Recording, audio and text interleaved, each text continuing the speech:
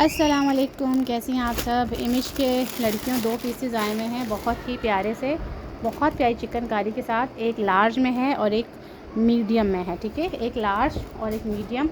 Stuff is lawn summer stuff. और image की तो माशाल्लाह माशाल्लाह एम्ब्रॉयडरी इतनी बेस्ट होती है, कपड़ा इतना ज़बरदस्त होता है कि ना छोड़ने वाले पीसेस हैं पूरे। यहाँ पे भी सारी चिकनकारी है, नेक पे भी चिकनकारी है। Size is large and medium. Price आप लोग चेक कर सकते हो।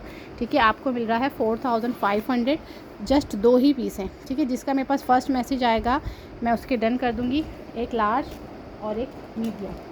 ठीक है, 4500। अदर सिटी कल 22 को पार्सल जाएंगे। ठीक है, और 23 को बस। 23 के बाद पार्सल नहीं जाएंगे अदर सिटी के, क्योंकि शायद उसके बाद मिले ना आप लोगों को ईद तक।